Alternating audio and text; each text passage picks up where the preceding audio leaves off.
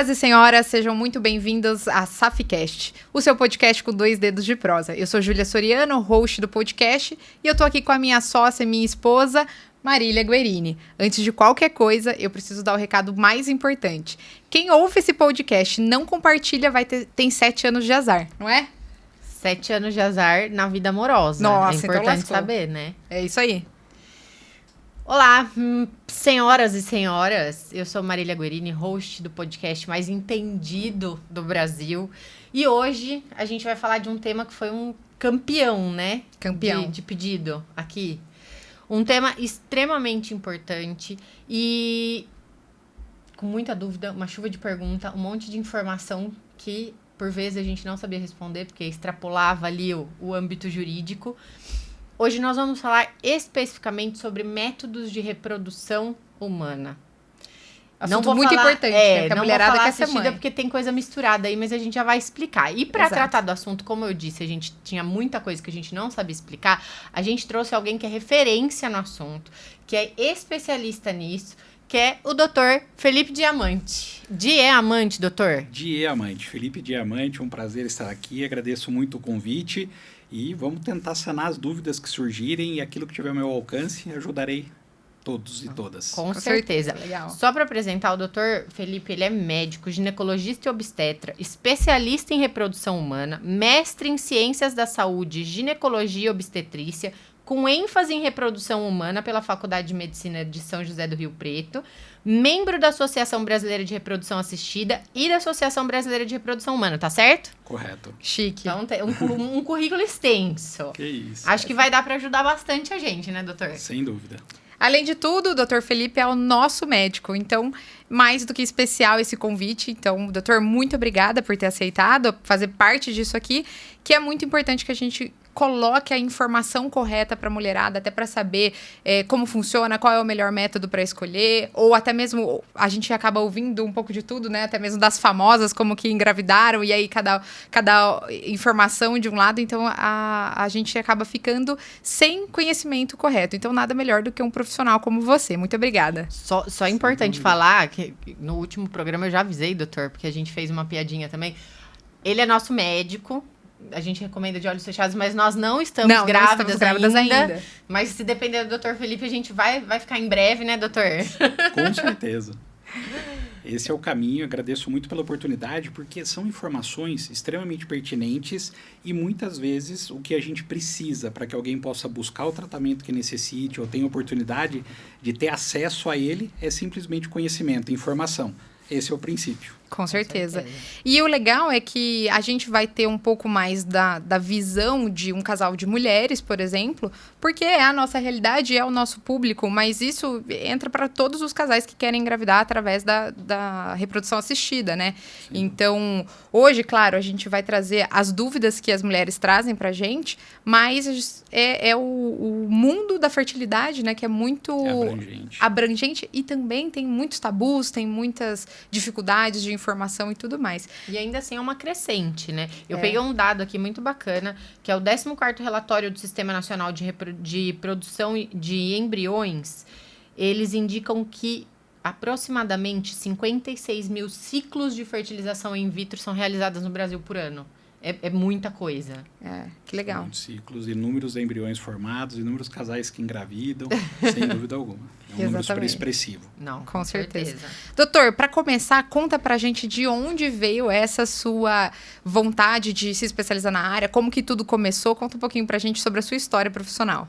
Claro, não, é super interessante, né? Quando a gente entra na faculdade de medicina, nem sempre a gente sabe aquilo que a gente vai seguir. Então, você vai descobrindo novas áreas, vai buscando, se aprimorando e também entendendo um pouquinho de cada área, de cada setor, cada especialidade. E aí você vai se apaixonando. Você faz pela primeira experiência naquela especialidade, fala, bom, é isso que eu vou fazer. E depois você vai caminhando e entendendo aquilo que te traz maior satisfação e aquilo que você entende que pode ajudar mais, né? Porque, antes de tudo, assim, quando a gente pensa, né, em ajudar o próximo, todas as profissões, e a medicina é uma delas, em que a gente tem que buscar não só se colocar no lugar, mas como caminhar junto, né? E dentro da ginecologia e obstetrícia, que foi a área que eu escolhi, a princípio eu pensava em área cirúrgica, depois mais em área relacionada à parte oncológica, e aí eu tive a oportunidade de começar a trabalhar com reprodução humana lá em 2014, e desde então que eu saí da formação médica, eu trabalho com reprodução humana. E estou nesse caminho e cada vez maravilhado com tudo. E você trouxe um dado uma vez pra gente de uma quantidade absurda de um exame específico, né? Conta pra gente quantos exames, que era de ultrassom, correto? Sim, sim. Que você levantou ali, quantas vezes você fez esse exame? Porque são exames realizados rotineiramente, diariamente, e muitas vezes a gente acaba realizando exames não só de casais ou de mulheres que nós acompanhamos, mas também de colegas que te encaminham, que você avalia. E trabalhando na área desde então, realizei milhares de exames, foram praticamente aí, ultrapassou 6.000 exames. Nossa, é uma quantidade expressivo. absurda. E acredito que a maioria dos profissionais tem um número extremamente expressivo, porque é o nosso dia a dia. É o dia a isso dia, que né? a gente faz, É que a gente assusta, né? Fala 6.000 alguma coisa, né? É uma atividade diária, é muita coisa, né? Você tem noção da quantidade, sei lá, de bebês que você trouxe através do seu trabalho com reprodução humana? Olha, boa pergunta, uma excelente pergunta. A gente acaba não tendo um dado exato, mas a gente pode ponderar que talvez, assim, que eu acabei participando direto ou indiretamente de todo o processo. Olha, eu vou levantar agora aqui uma hipótese, não é um dado específico. Mas eu acredito que somando esses 14 anos, vamos pôr aí que em média 300, aproximadamente 30%, assim, provavelmente passou de 800 a 1.000, sem dúvida. Nossa, meu Deus! Isso sem dúvida, mas é um dado porque a gente vai somando, né? Aquilo que você atua diretamente, aquilo que você atua indiretamente por trabalhar dentro de uma estrutura voltada para a reprodução humana. Mas é um dado que eu acredito que, assim, de uma maneira até fácil, ultrapassou 1.000. Caramba, 1.000 crianças. É assim, 1.000 como bebês. eu disse, direto e indiretamente. Sim, né? com certeza. Bom, acho que a gente pode entrar ali um pouquinho mais nas especificidades. Com certeza. Uma das coisas que a gente mais recebe de pergunta... E uma dúvida que a gente teve também, né? Porque a gente não conhece a questão médica da coisa, né? Porque a gente, enquanto advogadas, trabalha muito com mulheres que optam pela inseminação caseira. Mas, ainda assim, a gente tem muitas clientes com dúvida da diferença entre a inseminação caseira, a inseminação artificial e a fertilização in vitro. Quais são as diferenças entre elas? Perfeito, excelente pergunta. Eu acho que aqui cabe uma ideia um pouco mais ampla. Eu vou tentar abordar uma sequência mais lógica para a gente criar um raciocínio e, a partir de então, entender cada uma delas. Quando a gente pensa em gravidez, teoricamente a gente tem que pensar que tudo vai depender de 3 etapas. Primeiro eu vou depender dos gametas, então eu vou depender do gameta, o óvulo, e vou depender do espermatozoide. Depois vem a união desses gametas, em que a gente vai levar a formação de um embrião, e esse embrião vai estar lá no receptáculo, no útero, onde ele vai se implantar e uma gestação vai acontecer naquela mulher. Então, partindo dessa informação, a gente começa a entender como que a gente poderia encontrar alguma barreira, alguma dificuldade da gravidez acontecer, ou até mesmo as soluções que existem aí nos tratamentos reprodutivos. Então, primeiramente, vamos imaginar que a gente está diante de um homem e uma mulher que estão tentando engravidar. E a partir dali você consegue, através de exames, como por exemplo no homem investigando através do espermograma, na mulher buscando informação sobre como está o funcionamento do ovário, como está a reserva ovariana, se as trompas são pérvias, se há possibilidade de uma gravidez acontecer de forma espontânea. E aí você vai buscando informações através desses exames e tentando definir causas do porquê que a gravidez pode não acontecer. E claro, quando a gente tem um casal com 2 mulheres, a gente vai buscar um gameta, para que vai ser substituído, onde a gente vai buscar a gravidez através da união do óvulo de uma das mulheres e um gameta de um sêmen de doador. E no caso também de um casal de 2 homens, onde a gente vai buscar um óvulo e uma sedente temporária do útero para que possa acontecer aquela gestação. Nesse contexto, a gente começa a buscar quais os tratamentos possíveis que a gente tem. A inseminação caseira, ela não é um tratamento que é indicado de forma alguma, porque ela envolve diversos riscos. Então, qual que é o princípio básico da inseminação? Você buscando aquele sêmen, que seria o gameta faltante, você faria a inseminação, que é tentar promover o encontro do óvulo e do espermatozoide no organismo da mulher que deseja engravidar. Só que na inseminação caseira, isso envolve riscos. Então, seriam riscos biológicos, eu penso dessa forma, porque você não tem controle algum de, por exemplo, doenças que podem ser transmitidas pelo líquido seminal, pela presença no conteúdo em si de alguns vírus, doenças sexualmente transmissíveis, bactérias, enfim, uma infinidade de fatores que poderiam levar a consequências extremamente graves se você não tem controle. O manuseio disso também, porque muitas mulheres falam que utilizam seringa ou como é que chama? Aquela pipeta, né? Alguma coisa assim. O manuseio inadequado também pode gerar algum risco de infecção ou coisa assim? Sem dúvida, porque o manuseio, quando você não tem um controle exato e não tem um conhecimento próprio da anatomia, você pode gerar desde lesões no momento de realizar aquele ato, até mesmo consequências que são microscópicas, que são invisíveis, que vão trazer depois, no futuro, essas informações, como as doenças que são transmitidas através do líquido seminal, do sêmen, né? Então, existem danos que podem acontecer pela anatomia, pelo desconhecimento, por exemplo, o colo do útero, a própria mucosa vaginal que pode ser lesada, e as doenças que podem ser transmitidas. E tem um outro risco, esse é significativo, e claro, outro que também deve ser levado em conta, que é a questão jurídica. Porque, em tese, quando você não tem a determinação, a relação daquele doador, em tese, ele não é encarado como um doador, é encarado como responsável por aquela gravidez também. Então, isso, para as questões, para os desmembramentos jurídicos, é extremamente importante entender que a inseminação caseira não seria um método seguro e, de forma alguma, seria um método recomendado. E o outro tratamento, aí vamos escalonando, né? Agora, então, a inseminação caseira não seria um tratamento, agora a gente entraria nos tratamentos reprodutivos. Inseminação artificial e fertilização in vitro. Essa é uma diferença que precisa ficar bem clara, que é importantíssima. O que é inseminação artificial? A gente vai buscar uma técnica de aproximação entre os gametas. Então, o que a gente vai fazer? Deixar óvulo e espermatozoides mais próximos.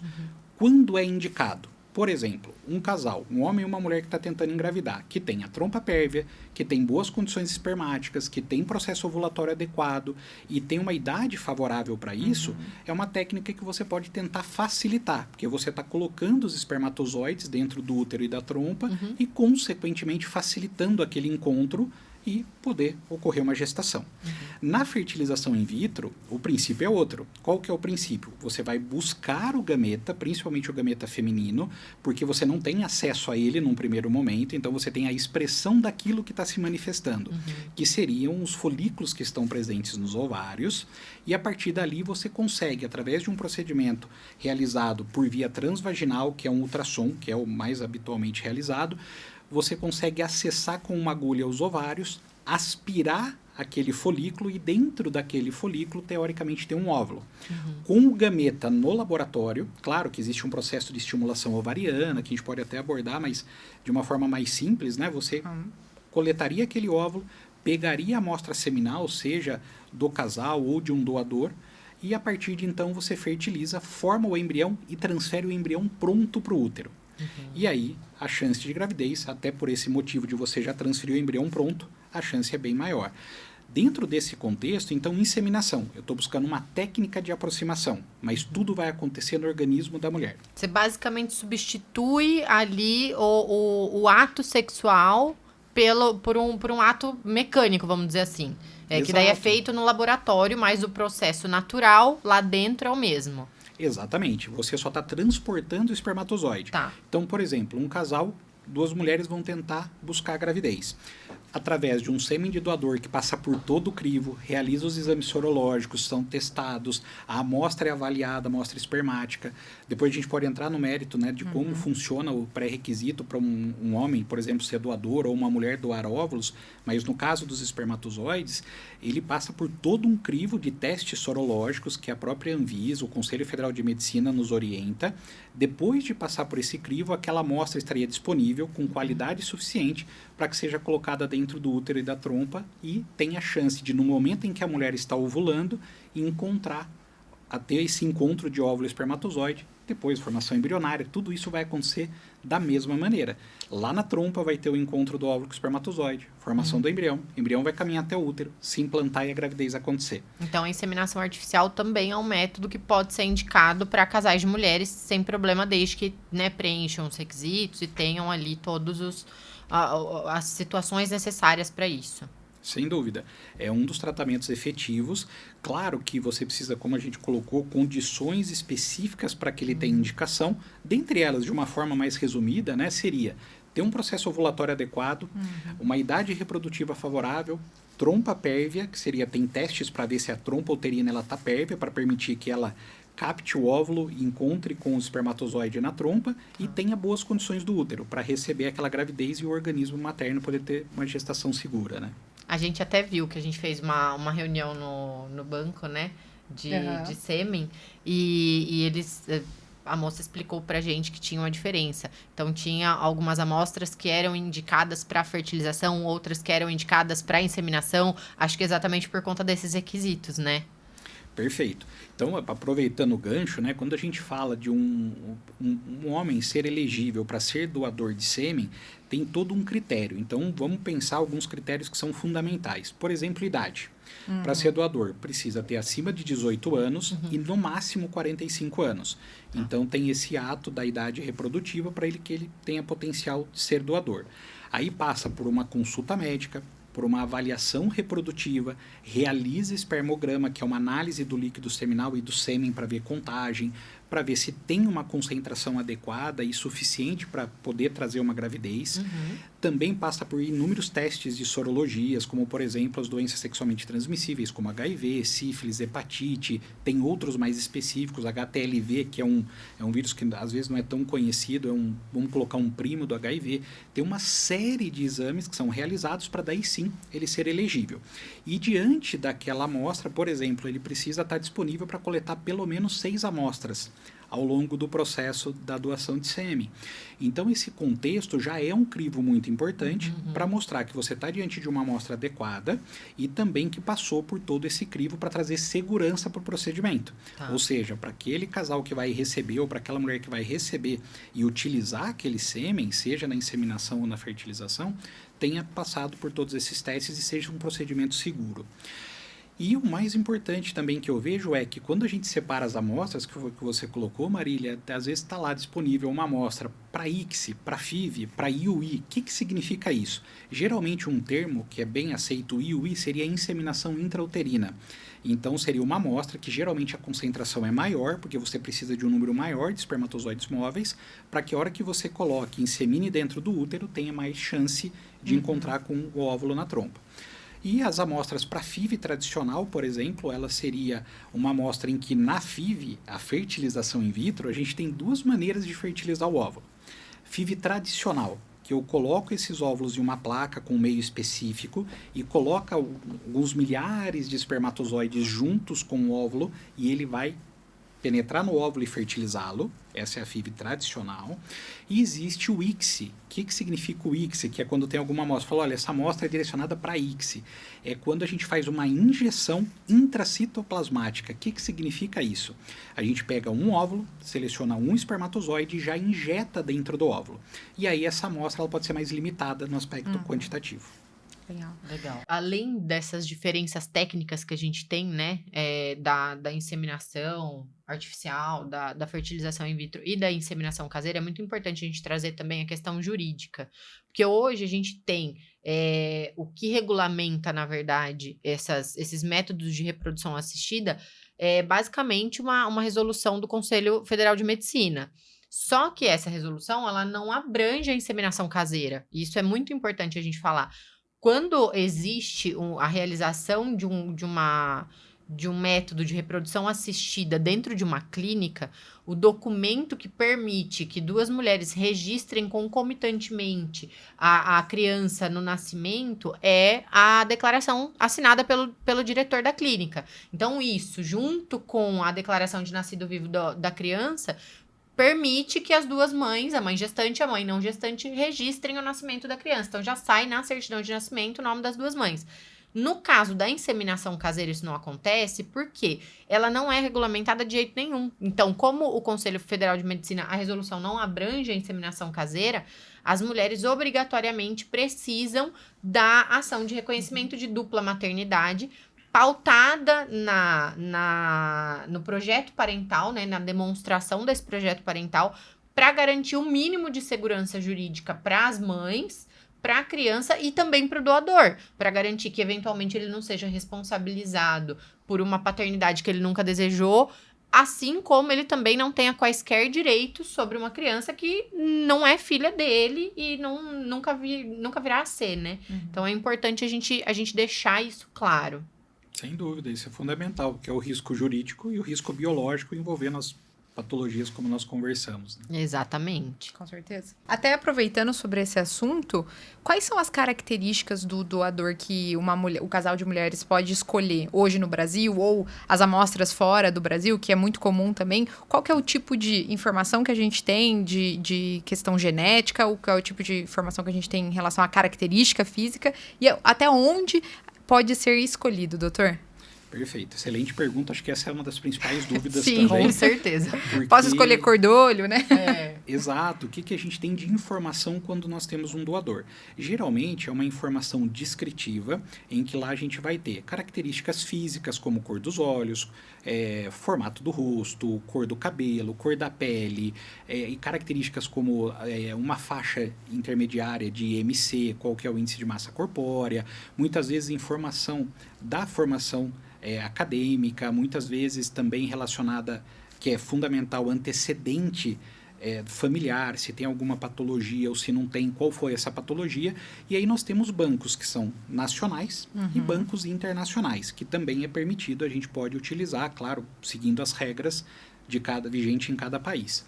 Mas no banco nacional, e assim como no internacional, teoricamente você cria-se pelo anonimato. Então, a doação ela é anônima.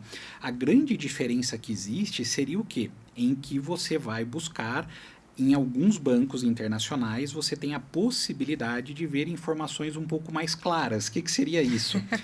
Por exemplo, foto quando criança, algumas informações que no Banco Nacional, muitas vezes a gente não tem esse acesso e não é permitido. Então, por isso, muitas vezes, algumas mulheres, alguns casais buscam bancos internacionais para ver se tem mais informações. E outra importantíssima, que vem também agora, está mais frequente, são as informações genéticas relacionadas àquele doador. Porque existem alguns testes que são realizados de maneira rotineira. Por exemplo, o cariótipo. O que é o cariótipo? Você vai saber se o número de cromossomos está correto. Nós temos na nossa Constituição 46 cromossomos. Só que ele não fala para a gente como que estão os genes. O que seriam esses genes? Seriam estruturas que estão lá nos cromossomos, tem um endereço específico em cada cromossomo, em várias regiões, que codificam uma mensagem que vai ser traduzida e vai dar uma determinada característica. Não só aquela que a gente vê, como também característica de manifestação de doenças, coisas que são ocultas e que podem estar associadas a riscos. E muitas vezes vem essa informação, em alguns bancos existem testes genéticos, e aí você precisa estar atento, ver se aquela alteração genética, gênica que aquele eventual doador tenha, aí a gente vai buscar em quem vai receber, se pode ter também uma mutação similar, o que é raro, mas pode, e aí você vai fazendo uma triagem e vendo se aquele doador é factível para aquele procedimento, para aquilo que aquele casal busca. A gente tem até uma história engraçada sobre isso, né? Quando a gente foi começar a dar uma estudada dentro ali do banco de doadores, a gente foi escolhendo, a gente começou lá dentro dos bancos internacionais pela questão da fotografia, a gente fez né? O caminho inverso, né? A gente foi lá fora e depois foi chegando por aqui. Foi vindo para cá. E a gente encontrou um doador que a gente falou, olha, né?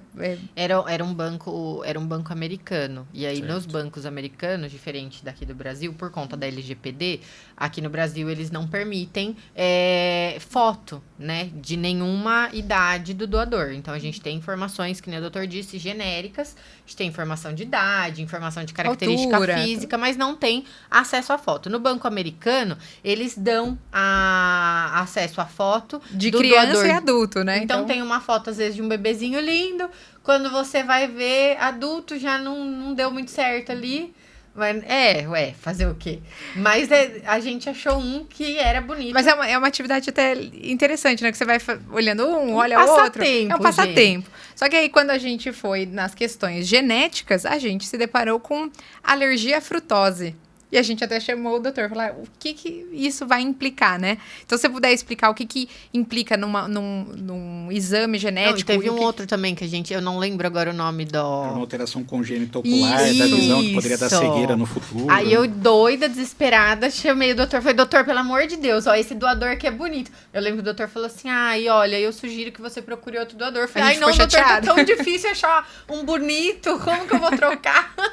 Não, isso é um ponto significativo, porque quando você também abrange a investigação que é realizada, muitas vezes você vai se deparar com alterações gênicas em que acontece o que a gente chama de heterozigose. O que significa isso? Você tem uma mutação em um ponto específico, mas precisariam de duas para aquela doença ser manifesta, só que é raro acontecer em quem vai receber.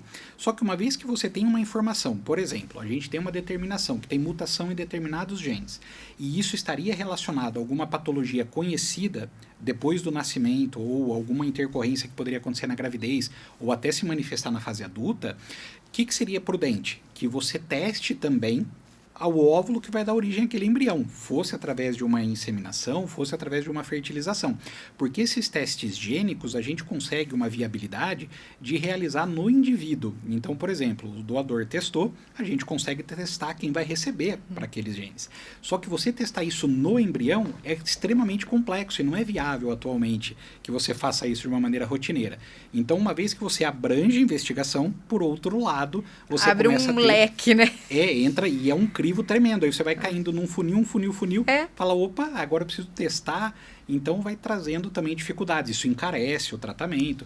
Então até por isso que bancos de doação têm uma variabilidade grande de custo. Então existem custos ali que alguns centros podem trabalhar com uma ideia talvez de R$3.500 de um doador até um valor que pode chegar a 10, 12 mil, enfim, esse é uma expectativa, não é um número exato, mas tem variabilidades de custo quando é banco internacional, tem custo de transporte, e tem todo um contexto, o material é mantido criopreservado, ele fica no botijão de nitrogênio a menos 196 graus Celsius, precisa ficar sendo reposto aquele conteúdo, reavaliado do nitrogênio, mantendo o congelamento. Então tem uma série de fatores que tornam esse processo, mesmo só falando do gameta em si, nem de tratamento, só do gameta acaba encarecendo e trazendo aí um custo alto para quem vai passar. E deixa eu perguntar uma coisa, doutor. Existe alguma razão legal ou, de repente, uma determinação da Anvisa, do Conselho Federal de Medicina, alguma coisa assim, que justifique? Porque a gente acabou olhando, né, nos bancos internacionais, nos bancos nacionais, uma divergência de número de testagem mesmo. Existe alguma razão para que os bancos nacionais não realizem uma testagem genética tão ampla quanto os demais? Ou é só uma questão de, não, a gente aqui no Brasil entende que não tem, de repente, essa necessidade ou não tem essa demanda? Existe uma razão para isso? Certo. Na verdade, as condutas que são tomadas, as avaliações que são feitas, desde o homem ou a mulher que vai passar por um tratamento reprodutivo, ou para serem eventuais doadores de seus gametas, existem regras que são ali colocadas pelo Conselho Federal de Medicina, também a agência regulatória, e você segue aquilo à risca. Então, existem testes que são considerados, obrigatórios, e existem testes que são considerados complementares. Então, muitas das vezes, os testes que estão ali disponibilizados em boa parte dos bancos são aqueles testes considerados obrigatórios. E cada país tem seus testes vigentes e obrigatórios. Então, muitas vezes, no Banco Internacional, além de ter uma informação que possa ser um pouco, não vamos dizer nem completa, mas que para aquele país tem aquela regra e ele acaba passando por todo aquele crivo. E por isso tem essa divergência. Então, no Banco Nacional, você vai seguir aquelas regras que são determinadas pelo Conselho Federal de Medicina e a partir de então você já tem a liberação daquele doador. Enquanto em outros países você vai seguir outra legislação que daí terão testes mais específicos, né? Mas muitas vezes o que tem acontecido como o crescimento e a facilidade de acesso aos testes genéticos tem se ampliado, o que acontece? Muitos bancos também já oferecem para aqueles casais que vão buscar um doador, esses testes que já foram realizados. Então, acaba ali vindo a informação, e aí dessa informação você tem que ir filtrando qual caminho que é mais claro. Legal. Perfeito. Agora a pergunta que não quer calar. Pergunta de milhões. Quanto custa os tratamentos em média para reprodução? Essa é uma pergunta muito difícil de responder com exatidão, porque é extremamente variável os custos que existem em centros de reprodução humana e profissionais que realizam esse tipo de tratamento, porque envolve desde a questão do próprio profissional, envolve a questão estrutural daquele centro que vai realizar a parte, vamos colocar, laboratorial, seja da inseminação, seja da fertilização in vitro, e também tem os custos inerentes à parte do próprio casal, da própria paciente, que é a parte logística, que é a parte de se preparar para o tratamento que envolve medicações que são caras. Então, de uma forma ampla e uma gama extremamente variável que existe no mercado nacional e internacional, a gente pode ponderar que o de inseminação, por ser um tratamento considerado de baixa complexidade, ele tem um custo menor.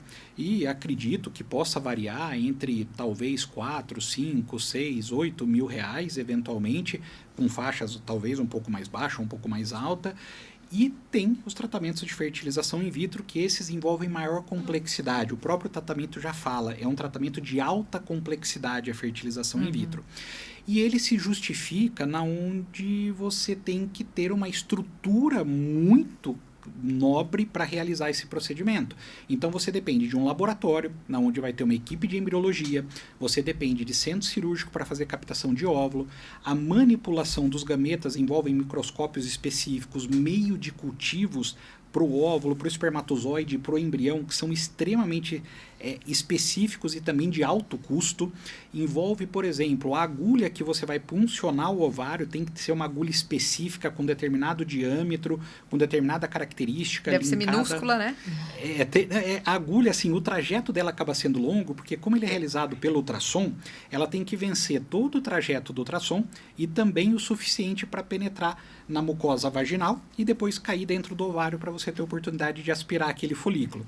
Então ela acaba tendo um comprimento que é maior, que seria aí talvez algo próximo de 32 centímetros, 28, 30, 32, 33 centímetros, mas o diâmetro dela é mais fino, porque ele tem que ser o suficiente para aspirar o líquido e o óvulo vir, mas ao mesmo tempo não pode ser grosseira para diminuir dano, impacto e complicações.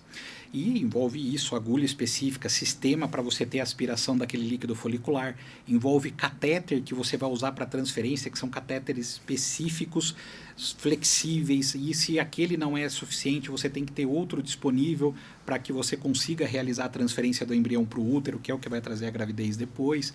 Então, existem uma série de fatores por trás, que está lá no laboratório, que não fica evidente, que tem um altíssimo custo. Envolve muita gente, uma estrutura muito grande.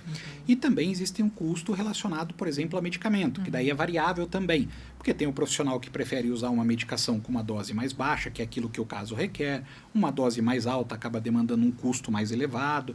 Então, existem essas variações. Mas eu colocaria aí, eventualmente, que uma fertilização in vitro, ela deva ter um custo, talvez a partir ali de, somando as etapas, em torno de 15 mil reais, e somando, e aí se você coloca análise genética, se você coloca congelamento de embriões, teve vários embriões, se vai congelar óvulo também, se vai ter congelamento de sêmen, aí tem uma série de fatores que vão agregando os custos, né? Então, eventualmente, eu acredito que somando tudo, um tratamento em si, possa ter uma faixa bem variável aí, em torno de 15 a 20, 25 mil reais, e isso pode ir se agregando, porque, um exemplo, um estudo genético do embrião antes de transferir para o útero, que é uma modalidade que você pode lançar mão, uma ferramenta, para te ajudar a selecionar melhor o embrião. Claro, não é indicado para todo mundo, para todo o casal, mas é uma ferramenta disponível, em que você agrega custo.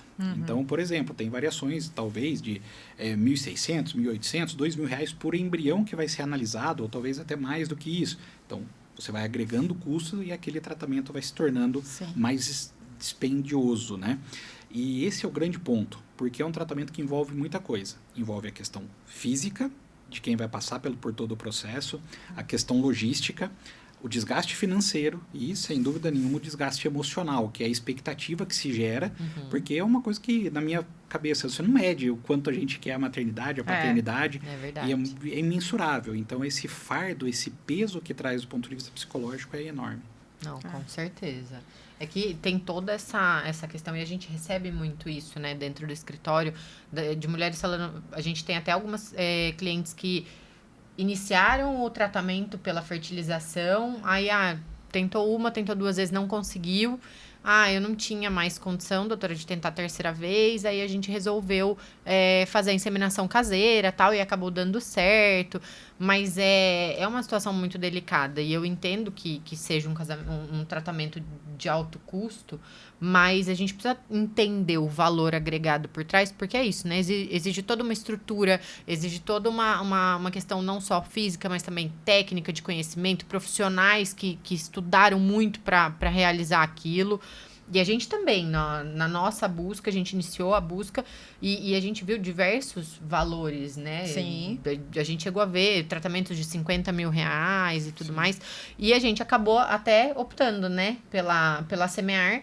Não é publi, já vou deixar avisado, mas se a Semear quiser, né? Exato, pode ser, brincadeira. A gente acabou escolhendo porque a gente até achou que seja uma coisa viável, por ter tudo dentro da mesma estrutura. Pela estrutura, de você fazer o exame lá junto com a consulta, enquanto em outros lugares você tem que sair e buscar o lugar que vai fazer o exame, que foi o que a gente passou pela primeira vez. Então, a gente também optou pela facilidade. A gente tem um lugar, vamos colocar, atendimento, multiclínica, né? Porque a gente, ali dentro de uma estrutura que tenha tudo, facilitou a nossa rotina corrida, facilitou em tudo, então... Não, e tem toda essa questão do processo, né? O processo por si só, psicologicamente, já é uma coisa... Você gera expectativa, ansiedade, já fica aquela coisa. E aí, você ter que ficar que nem uma bolinha de ping-pong pra lá, pra cá, pra cada hora fazer um exame, uma coisa. A gente teve muita dificuldade de encontrar um lugar pra fazer um exame específico, que inclusive na Semear a gente fez no dia da consulta, e a gente ficou assim... A gente até assustou. A gente falou, nossa, quando a gente foi fazer, a gente não achava o lugar. Aí, quando achou, era só para daqui a um mês, que era o da contagem de folículos. E então, assim, a gente viu toda essa dinâmica aqui numa vida corrida, que acho que a maioria tem. E aí, acaba quando a gente né? achou, acabou sendo num lugar extremamente caro. A gente fez o exame. E aí, depois, tanto que quando a gente achou, né? É até uma história engraçada. A gente achou a Semear, ela fica ao lado de um cemitério, em Jundiaí, né? Fica perto. E o meu avô foi enterrado lá. E nós estávamos indo até o cemitério, porque o meu avô morava com a gente. E a gente estava indo visitar o cemitério, o túmulo dele. A gente passou na frente da Semear e eu falei pra Júlia, eu falei assim, vamos dar uma passada aqui? Ela falou, Deus me livre, guarde. É meio mórbido, né? Eu vou pagar. Não, a gente foi lá, daí não, no fim a gente falou... É mentira. Não tava... É mentira. Ela reclamou por causa de valor. Também. Ela falou, eu não vou gastar mais R$1.500 em consulta, porque a gente já tinha, né... pesquisado e a média de valores de consulta tava em torno disso. Aí eu falei, mas viu, não custa perguntar. Eu queria matar a Marília, Júlia. Ela quase me matou, mas daí eu, sem contar pra ela, eu liguei. Entrei em contato, né? E aí a Semear me passou. Eu falei, Júlia, não, vamos lá, vamos dar uma chance. Porque o valor da consulta é menor. E vamos ver como é que é. E aí tinha, né, um monte de médicos. Vocês têm uma equipe muito grande, né, de médicos. E aí uma estrutura muito bonita, né? Uma estrutura bem legal. E agora a gente fala que é o vô que direcionou a gente pra lá. Eu falo que foi o vô que indicou a Semear pra gente. E aí deu certo. A gente conheceu o Dr. Felipe, que... Tá acompanhando, tá acompanhando a gente. E foi uma primeira consulta incrível. A gente ficou ali, acho que 2h30, tirando um monte de dúvida. Coitado. Porque pra gente era, né, muita novidade, muita coisa, uma insegurança muito grande. Então, a gente acabou entendendo que boa parte desse processo é você sentir confiança e acolhimento também. Porque é isso, a gente tá passando por um momento que para muitas pessoas, né, principalmente casais héteros, é um momento normal. É um momento simples que, de repente, você pode descobrir, nossa, tô grávida. A gente precisa, né, de um planejamento de uma estrutura financeira e tudo mais. Então, ter um acolhimento e saber que existem lugares que, mesmo com a estrutura que vocês têm, ainda assim conseguem oferecer, né, um valor um pouco mais acessível, pra gente foi um diferencial muito grande. Então, a gente gostou bastante, né? Com certeza. Temos agora uma dúvida que diz respeito à parte de cultura do doutor. Verdade. Conhece Ludmilla? A cantora. Ludmilla, cantora, sim.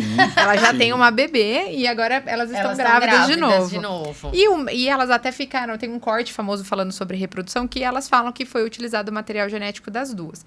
E aí, Certo. de uma forma, né, depois já saíram A Bruna até cortes. explica, né? Explica não, ela fala assim, não, porque a gente optou pelo método roupa.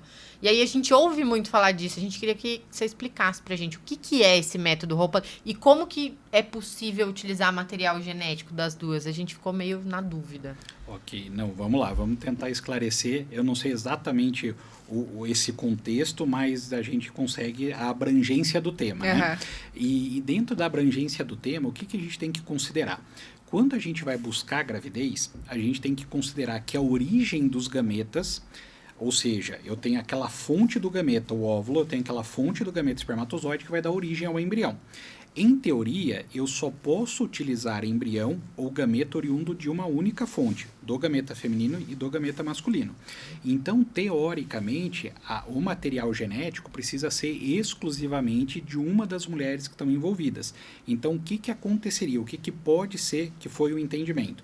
Acabou utilizando, por exemplo, óvulos de uma delas, com a formação do embrião com um sêmen de doador, nesse caso anônimo, porque é o que é falado, e dentro desse cenário formou-se um embrião que foi transferido para outra mulher. E aí, claro que a base genética vai ser de uma única origem, de um único óvulo, porque a gente não pode ter embriões que vieram oriundos de gametas distintos. Pelo menos pelas normas que o Conselho nos orienta de, se eu não me engano, 2022 ou 2023, a gente não deve utilizar gametas distintos que deram origem a diferentes embriões. Então, dentro desse cenário, às vezes dependendo de época que foi realizado, mas hoje o que a gente tem nesse contexto é que eu preciso, por exemplo, eu formei embriões através de óvulos oriundos da Marília, através de óvulos oriundos da Júlia, mas eu tenho que transferir em momentos distintos. Então, o que seria isso? Eu posso transferir, por exemplo, o embrião formado pelo óvulo da Marília com esse sêmen de doador, posso transferir para a Júlia. Esse é o método roupa, que quem vai engravidar é a parceira. Só que nesse contexto, eu só posso usar essa fonte de gameta. Eu não poderia, por exemplo, utilizar um embrião que foi formado com o óvulo da Júlia e o sêmen de doador, o da Marília que foi com o sêmen de doador também, e transferir no mesmo momento. Isso não pode. Não pode. Isso não pode. E isso, pelas regras atuais do Conselho de Medicina, essa normativa que está presente, a gente não tem essa possibilidade. Isso, então... Não poderia transferir 2 embriões distintos, então. Exato. Poderia até transferir 2 embriões, mas que fossem oriundos dos mesmos gametas. Entendi. Então, por exemplo, 2 embriões que foi formado com os óvulos da Marília, com o sêmen do doador. Um exemplo, formaram-se 5 embriões, estão criopreservados. Pela idade abaixo de 37 anos, eu poderia transferir até 2 embriões. Claro que a gente acaba individualizando, né? A gestação gemelar, é isso? Para ter gêmeos. Exato, mas esse contexto a gente acaba individualizando muito pelo risco que a gemelaridade traz. Então está tendo uma tendência mundial da transferência de embrião único. Então isso por si só acabaria já pensando na transferência da fonte de um único gameta, né? Mas ainda assim, mesmo que eu tivesse disponíveis embriões oriundos de óvulo da Júlia, óvulo da Marília, com o sêmen de doador, teria que ser transferido em apenas uma fonte, não posso misturar esses embriões. Legal. E aí, no caso, por exemplo, no exemplo que o doutor deu, então, utilizando o material genético da Júlia, de um doador, e eu engravido, eu não vou ter uma participação genética nenhuma, é isso? Esse ponto que a gente ia abordar, porque existe um conceito, né, que já é conhecido há muito tempo, mas cada vez mais está ficando em evidência, que é a famosa epigenética. O que seria isso? Aquilo que o ambiente de quem está gestando influencia no desenvolvimento daquele embrião, daquele feto e naquela criança e no indivíduo adulto que vai se formar. Essa epigenética ela não pode ser encarada como uma transformação genética completa, de maneira alguma. Então, a fonte, a base genética veio oriundo daquele óvulo, daquele espermatozoide que deu origem àquele embrião. Mas, durante o processo gravídico, quem estiver gestando acaba trazendo influências, que é essa chamada epigenética, em que você acaba silenciando ou ativando aqueles genes que podem trazer alguma expressão ou outra. Você não modifica, mas você pode trazer ativação ou silenciamento, que a gente chama, e através disso influenciar em como que vai ter o desenvolvimento daquela gestação, se às vezes ela teria um maior risco de desenvolver determinada patologia, aquele ambiente uterino, aquela modificação daquele organismo pode influenciar. A gente não sabe até que ponto, até quanto, mas há indícios dessa influência. O termo para isso seria epigenética. Legal. Então, um exemplo, né? Vamos fazer uma translação. Eu pego um determinado bem, por exemplo, um telefone. Ele vem lá com uma configuração básica. E você vai agregando informações para ele. Então, essas informações talvez fosse o que essa epigenética influencia. Mas a gente ainda não conhece tudo que ela pode influenciar. Então, a base genética seria da origem dos gametas. Legal. Legal, tá? É bem diferente. Eu acho que agora um ponto que é muito importante a gente saber também é como que fica as questões de início de tratamento, mas por outras questões, falecimento de uma ou de outra, divórcio, como que fica no sentido médico da coisa? Tanto uma separação... Mas a parte burocrática, né? burocrática. Então, se um casal, que nem nós, 2 mulheres te procuram para fazer ou a inseminação, ou a fertilização. É que a inseminação, no caso, é direto, né? Mas a fertilização, onde vai ter a coleta do óvulo, a formação do embrião. E aí pode ser que, hoje em dia, muitas mulheres estão optando, pelo congelamento, né? E aí você tem a opção de congelar o óvulo só o óvulo ou o embrião, né? Mas nesse caso, quando a gente fala de congelar o embrião já pronto, a gente faz isso juntas. Amanhã ou depois a gente termina. Não tinha o material biológico da Júlia, tinha só o meu. Eu posso usar?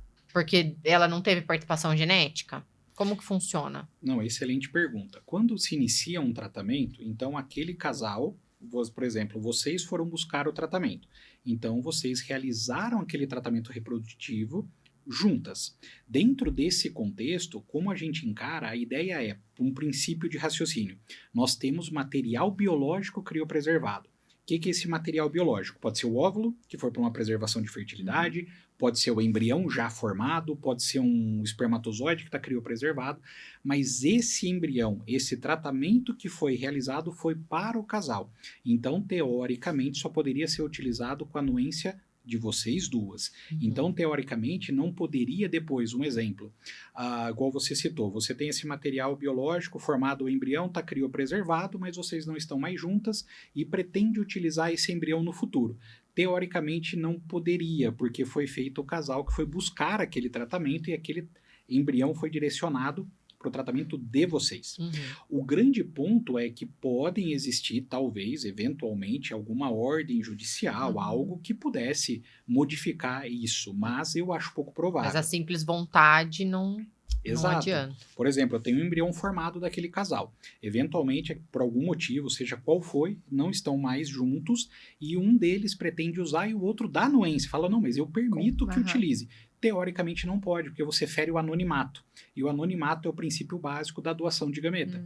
Então, por essa questão do anonimato, também você não poderia utilizar aquele embrião daquele tratamento reprodutivo anterior. Você poderia formar novos e uma nova sequência de tratamento da forma como quiser, mas aquele que foi formado, não.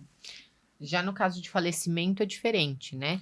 Sim, você pode destinar quem vai ficar aquele material biológico, então existem até termos de consentimentos, né, que o casal acaba lendo, assinando e tendo acesso, claro, se tiver de acordo, mas o que seria feito com aquele material genético em caso de incapacitação ou de morte de um dos envolvidos, né? Então teria o direcionamento. Aí nesse caso seria diferente, mas precisaria desse termo já assinado. Exatamente. Esse termo, então, eu tenho que assinar na clínica. Não adianta, por exemplo, eu deixar num testamento. A clínica não é obrigada a aceitar. Porque dentro daquele tratamento, em teoria, o meu entendimento, pelo menos, né, é que teria que ter sido feito durante o processo do tratamento. Tá, legal. Porque você está formando aquele embrião. Pode até ter outras questões jurídicas que talvez eu não conheça, mas em tese seria durante aquele tratamento. Legal. Porque isso envolve um exemplo, né, se numa eventualidade você tem a ausência de uma das pessoas envolvidas para utilizar no futuro, salvo se tivesse, na minha visão, uma ordem judicial para isso, mas não seria utilizado se não tivesse tido anuência prévia. Entendi. Uma outra questão, tem muita questão polêmica, muitas questões. Né? Muita dúvida, Sim. mas uma que também é bem constante é sobre o congelamento de óvulos. né? Mulheres cada vez mais optam, principalmente, né, na nossa comunidade, é muito comum que as mulheres optem pelo congelamento de óvulos. Quando a gente fala disso, primeiro eu queria que você explicasse como que funciona e depois desse pra gente um panorama de por que se congelaria óvulos simplesmente. É melhor congelar eles, né, o embrião ou o óvulo? Como que funciona isso? Não, perfeito, isso é importantíssimo. Quando a gente pensa nesse conceito, ele vem pautado na ideia de preservação da fertilidade. Então, por que vem a ideia de preservar a fertilidade?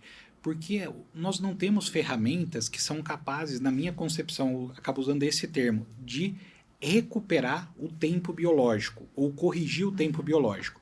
E o óvulo, principalmente, ele acompanha a mulher desde antes do nascimento dela, veio no nascimento e segue até a fase adulta, que depois, teoricamente, passará pelos processos ovulatórios, enfim. E isso leva a uma ideia de que o óvulo vai ficando cada vez mais susceptível a dano e, consequentemente, perdendo o aspecto qualitativo. Então, ele vai perdendo qualidade. E aí vem a ideia que, com o passar dos anos, vai se tornando cada vez mais difícil de alcançar a gravidez. E existem alguns dados mostrando pra gente que essa idade, né, mais crítica, essa idade reprodutiva, seria depois dos 35 anos, alguns demonstrando a partir dos 37, mas idealmente, se pensar em preservar a fertilidade, o ideal é que isso aconteça até antes, aos 30, aos 28, aos 25, porque teoricamente você consegue coletar esses óvulos, criopreservar, ou seja, mantê-los congelados, e quando for usar em um momento futuro, teoricamente ele vai ter mantido o aspecto qualitativo de quando ele foi coletado. Então, por exemplo, a mulher coletou os óvulos aos 28 anos, mas ela vai usar aos 42. Esse ato de 14 anos, quando ela for utilizar os 42, o que vale é a idade que o óvulo foi coletado, que vai dar origem ao embrião. Então, a chance de engravidar é como se estivesse aos 28 anos, potencial muito maior. E dentro desse contexto, o congelamento vem para esse fenômeno. E a gente tem algumas modalidades para preservar a fertilidade, desde congelar o gameta isolado, no caso congelar o óvulo, ou congelar o espermatozoide. O homem acaba tendo uma percepção um pouco mais tardia dessa influência que o ambiente, que o desenrolar da vida leva sobre a qualidade dos espermatozoides. Então acaba não procurando, ou muitas vezes, mesmo em idade avançada, idade reprodutiva avançada, você consegue encontrar espermatozoides viáveis, né? E porque o espermatozoide ele é produzido quase que continuamente, e por isso você tem novas células surgindo e, consequentemente, você tem novas chances no futuro, diferente do óvulo. E outra modalidade seria criopreservar um embrião pronto. Só que qual que é a ideia? O embrião ele é mais resistente ao congelamento do que o óvulo em si. O óvulo ele é mais suscetível a dano, a você degenerar e perder aquele óvulo, talvez algo próximo ali de 10 a 15% de risco de você perder quando for descongelar. O embrião, esse risco, geralmente está pautado em menos de 5%. Só que tem uma diferença significativa aqui, que é a liberdade no futuro, em que você vai usar o gameta da forma como você preferir.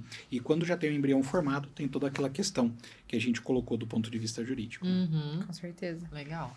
E agora, para finalizar, a gente fala muito sobre a reprodução no caso de duas mulheres, mas como que funciona, doutor, na parte de reprodução quando é um casal de homens? O que eles buscam? A famosa barriga de aluguel, como que funciona no Brasil? Excelente pergunta. Isso é fundamental também da gente conversar, porque envolve muita coisa e isso precisa ficar bem claro.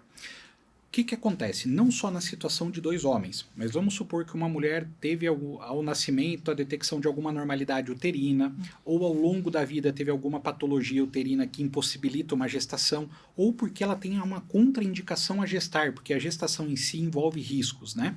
Então, desde o casal de dois homens até passando por essas questões inerentes à própria mulher, você tem a possibilidade de buscar uma cedente temporária do útero. Ou seja, alguém que pode gestar e depois essa criança que vai nascer é daquele casal que buscou o tratamento.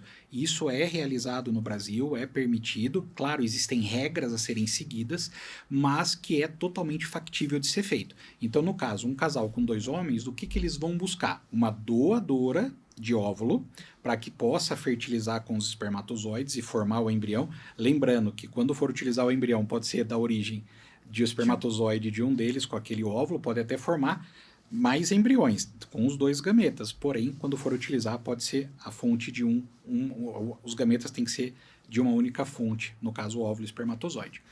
Mas a cedente temporária do útero é uma pessoa que precisa ou ser parente até 4º grau, teoricamente tem um parentesco de 1º grau, 2º grau, 3º e 4º grau, que seria até primos, né?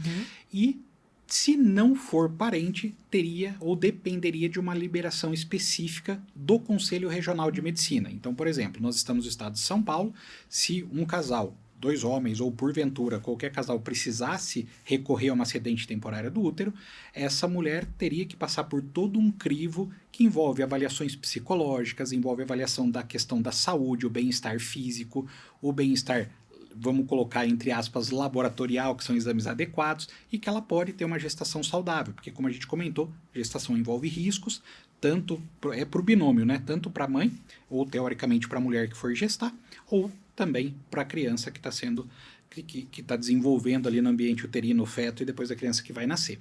Então, a cedente temporária do útero tem uma regra interessante, isso é importante, ficar bem claro, precisa ter o nascimento de um filho prévio. Então, não pode ser a primeira gestação. Não pode ser a primeira gestação. Que legal. Nossa. Pelo risco que envolve, por exemplo, eventualmente num parto complicado, correr o risco de perder o útero e não ter chance de engravidar no futuro, ou complicações que podem acontecer durante a gestação. Então, por isso, precisa ter um filho.